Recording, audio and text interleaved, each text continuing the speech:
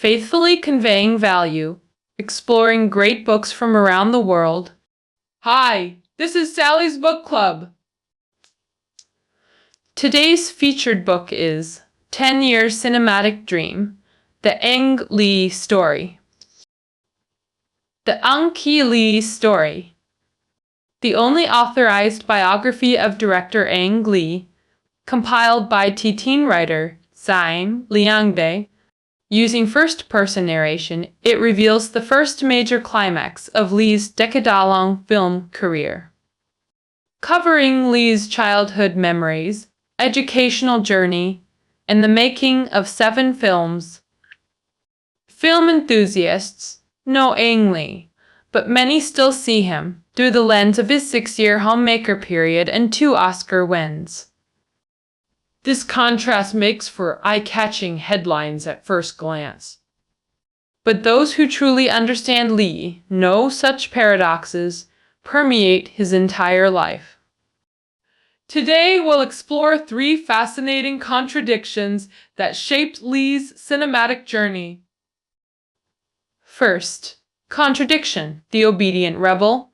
We'll discuss Lee's childhood and his path to filmmaking. Second paradox, the top graduate unemployed. We'll examine Lee's 6-year hiatus and his directorial breakthrough. Third contrast, Eastern director in Western world. We'll explore Lee's cultural navigation and global success. Let's start with the obedient rebel. In 1954, 7 months pregnant teacher Yang Sichuang fell downstairs at Chaozhou Elementary School in Pingtung, Taiwan. She kept teaching until her husband discovered her condition and rushed her to hospital, fortunately unharmed. On October the 23rd, the baby was named Ang Lee, symbolizing both family roots in Dian, Jiangxi, and the Yang'an ship that brought his father to Taiwan. His firstborn son carried his father's highest hopes. Lee's turbulent journey continued after birth. Born blue-faced with umbilical cord wrapped thrice around his neck, he only cried after doctors slapped his bottom. During kindergarten, Ang Lee nearly drowned while boating with his parents.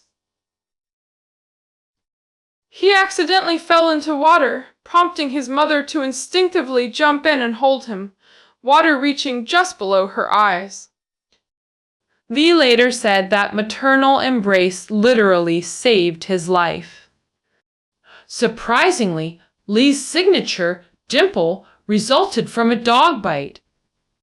At age 6, while retrieving a stick near a dog's rear, the animal bit his face, 2 scars forming what became his characteristic dimple. Young Lee appeared, the obedient boy. Yet beneath lay decades of suppressed personality awaiting expression. Now, let's examine Lee's upbringing and this emotional repression. Lee's submissive nature stemmed partly from his traditional family, his father, Li Xing, being a Confucian-style school principal. For years, their family performed kowtow rituals during festivals. As firstborn, Li Sheng was sent to school to become government official, protecting family business interests. Li Sheng became county magistrate at 28 before war forced relocation to Taiwan. Grandfather's will mandated Taiwan relocation, ancestral expectations transferring to Ang Lee. Father's demands echoed grandfather's academic excellence for family honor. After transferring to Tainan in 5th grade, Lee entered oppressive educational environment. Schools demanded blind obedience, mirroring father's focus on academic performance above all. Earlier, at Holian Experimental Elementary, Lee experienced American-style education with hands-on learning and open questioning. This open environment let him run wild with creativity like an untamed horse. But the good times didn't last. At age 10, moving to Tainan due to his father's job transfer, Lee entered Park Elementary, where he was slapped for poor test performance on his second day, then forced to thank the teacher. Lee recalled tears streaming down his face, feeling utterly humiliated. During 2 years at Park Elementary, Lee endured exam-focused Japanese-style education with math obsession and corporal punishment. Math mistakes led to kneeling on abacus, beads, or game barrels, even threats of public shaming with dog tags in girls' classes. The punishments left bruises, but failed to cure his carelessness. Paradoxically, Lee excelled in extracurriculars, even being elected Night Children's mayor. But these achievements meant nothing in the exam-obsessed system.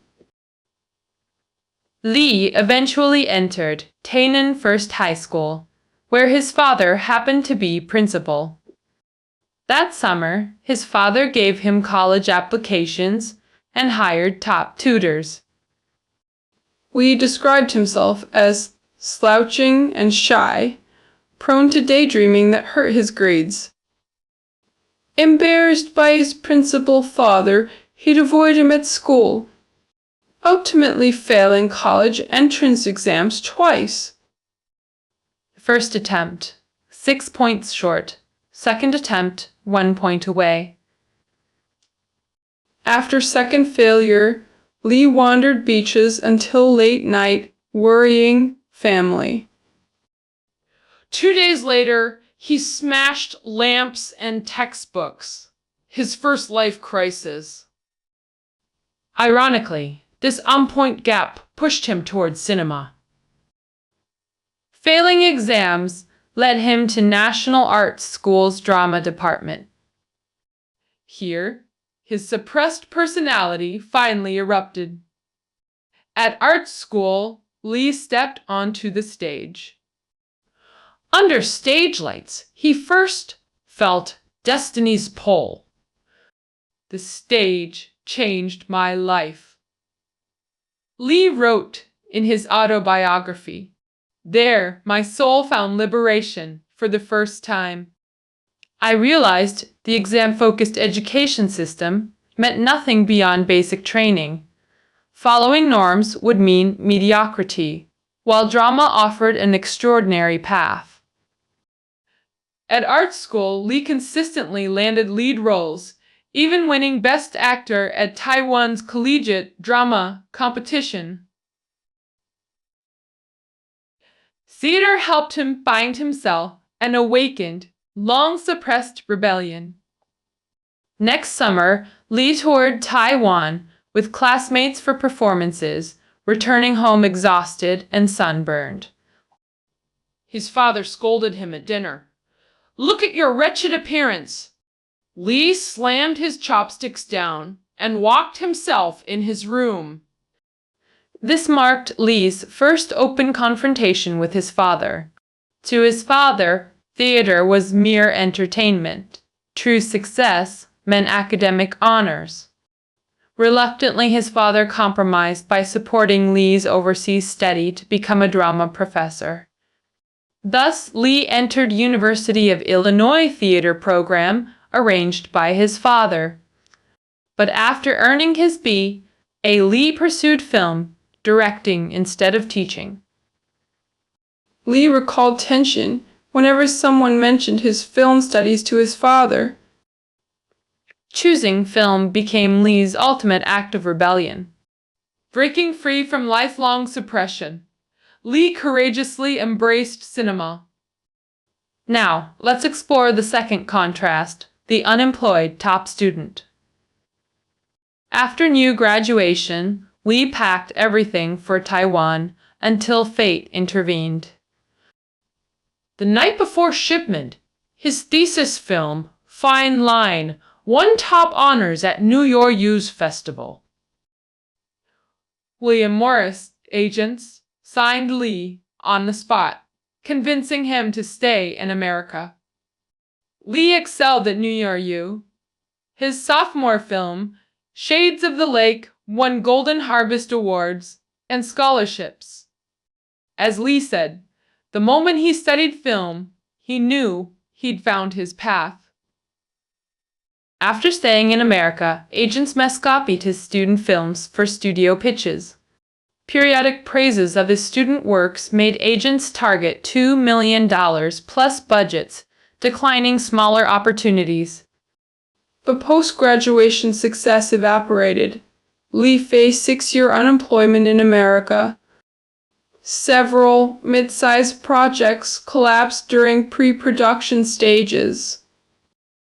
Endless script revisions, actor contract issues, and studio disputes killed every promising plan. Lee awkwardly worked equipment or production roles, often causing mishaps. Attempted film criticism drove him near madness within 2 months. I could only direct. Terrible at everything else, Lee said of his 6-year limbo. Lee became full-time homemaker, cooking, childcare, household duties. His family survived solely on wife's modest income during this period. A Japanese husband would have committed seppuku by now, Lee remarked darkly. Approaching 40 with no achievements, Lee grew increasingly reclusive. Family avoided mentioning filmmaking to protect his fragile state. Wife Lynn Weige's support proved crucial. She gave Lee creative space.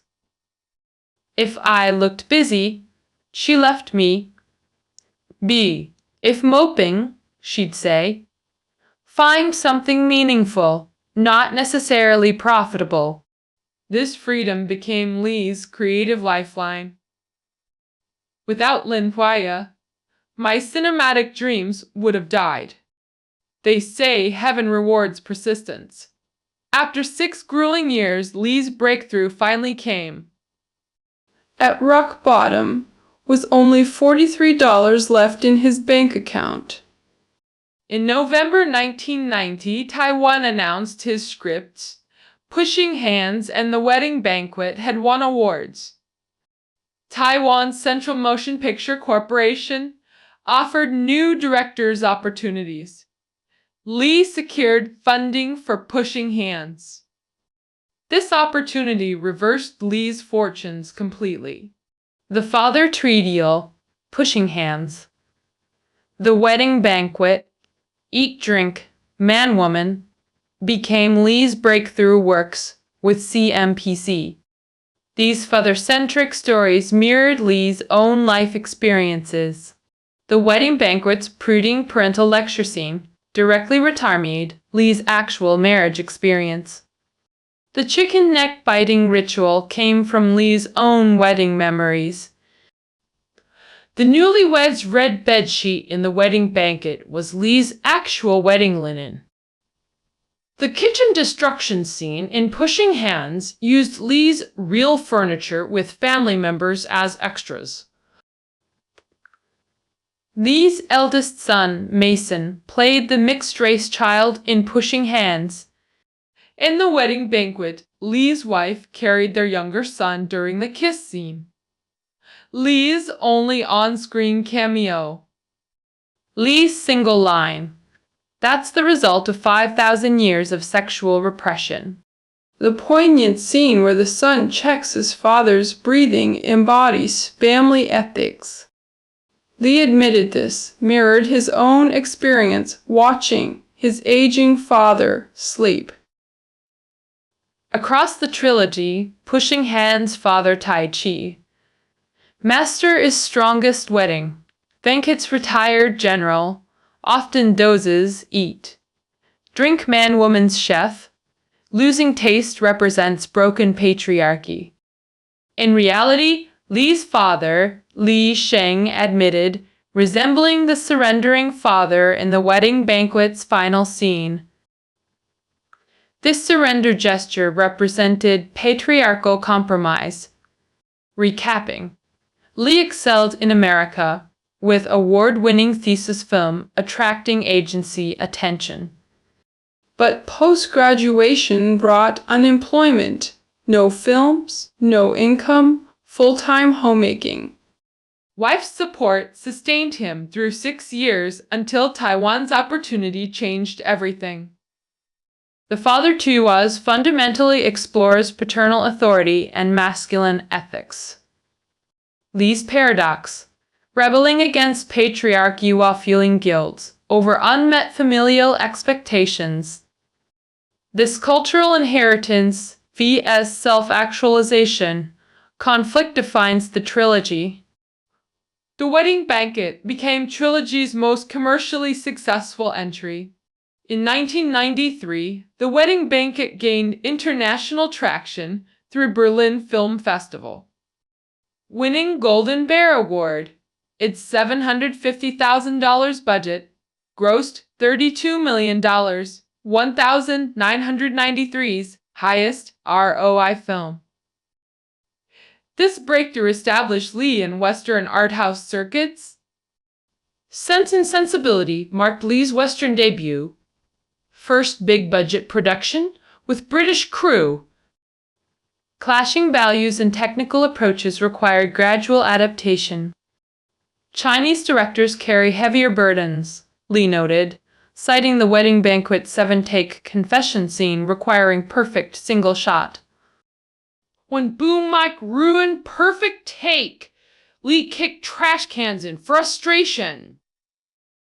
During Eat, Drink, Man-Woman's finale, Wu Chanlian's 6 failed takes made Lee kick doors angrily. No such issues occurred during Sense and Sensibility filming, thanks to professional technical crew. Cast members from Oxford, Cambridge, or Royal Shakespeare Theatre brought rich experience, yet challenged Lee. Initially barraged with actor questions, we noted Chinese actors simply follow directors' instructions. Lee described Chinese directing like being emperor vs. Western democratic leadership requiring consensus. Cis-communication gap reflects East-West value differences. Sense and Sensibility made Lee feel filmmaking could be a stable career with proper pay. The film swept Golden Bear, Oscar, Golden Globe, and BAFTA with $200 million plus global earnings. This propelled Lee from Asian filmmaker to global auteur. Later works: The Ice Storm and Ride, with the devil reversed Western cultural dominance. Cultural reverse flow emerged through Asian director interpreting Western stories. Crouching Tiger, Hidden Dragon expanded global market penetration. This wuxia film earned 2 Golden Globes and 4 Oscars, breaking Asian cinema records. First Golden Globe for Chinese director and historic Oscar wins after 73 years. Crouching Tiger's universal human themes transcended cultural barriers. Zhen You and Yu Shulian's complex, dynamic mirrored Sense and Sensibility sisters' relationship. Li Mubai's moral conflict mirrors universal human struggles between duty and desire. With Crouching Tiger, Li fulfilled childhood, wuxia, fantasies, and reimagined classical China. He returned triumphantly, with Oscars in hand. Quote, Post-Oscar Lee donated $1 million literary fund during speech at alma mater Tainan First High. Ironically, the academic underachievement became school's pride through cinema. The shy boy avoiding his principal father never imagined addressing 1,200 students decades later. Subsequent Oscars for Brokeback Mountain and Life of Pi prove Lee's mastery wasn't accidental. Lee bridges East-West cinema, absorbing Western techniques while retaining Eastern sensibilities. This cultural synthesis ultimately enriched global cinema through his works. Returning to the book's theme, the cinematic dream. When asked about legacy during Su Xian's interview, Lee's answer was characteristically humble. A guy who tried hard in filmmaking, Lee's memoir reveals cinema-obsessed essence. Filmmaking energizes me. Inactivity drains me, Lee confessed. Why, Flynn remarked, without filming, he's like a corpse. Friends describe Lee as gentle and non-threatening in daily life, but our on-set crew instinctively clears path for his focused energy. Discussing Crouching Tiger's script with Wang Hoiling for 72 hours straight demonstrates his passion. Writer Li Ang called it intense creative crossfire. Lee's perfectionism manifest. Or Ride with the Devil's Massacre scene, Lee rebuilt entire town only to burn it 8 days, filming condensed to 7.5 minutes. During Crouching Tiger's bamboo forest scenes, Lee insisted actors fight atop bamboo poles with 20-30 crew pulling wires below. Some vomited from exhaustion. Chow Yun-fat and Zhang Zi performed inverted stunts from 6-story heights while maintaining graceful movements. Chow's wife screamed witnessing these dangerous stunts on set. Zhang's mother cried after watching just one take. Beneath Lee's calm demeanor lies cinematic madness and inherent contradictions. I've always been an outsider, Lee confessed. Mainlander descendant in Taiwan, foreigner in America, Tikan compatriot in China. Cinema became his true homeland, where neither Chinese identity nor American dream fully materialized. Outward compliance masks inner rebellion. Both Lee and Li Mubai, products of Confucian orthodoxy. Like eat, drink, man, woman's hidden desires. These repressed passions find expression through cinema. Marianne's romance, Jenya's rebellion, Pai's adventure, all manifestations of Lee's subconscious. Only through film can Lee experience liberated alternate realities. Cinema reconciles Lee's contradictions, temporary resolution through perpetual dreaming. Filming unleashes my inner demons, rap parties, demand sainthood. Lee quipped about his dual existence. Cinema grants omnipotence, solving creative puzzles. Reality never could. Through film, my younger self converses with my older self. East harmonizes with West. Souls transcend time, space, ancient, modern, merge, racial, geographical divides, dissolve. Imagination breaks reality's chains. All right, that wraps up our exploration of Asterisk. A decade-long cinematic dream asterisk. T-notes are below the audio. See you tomorrow.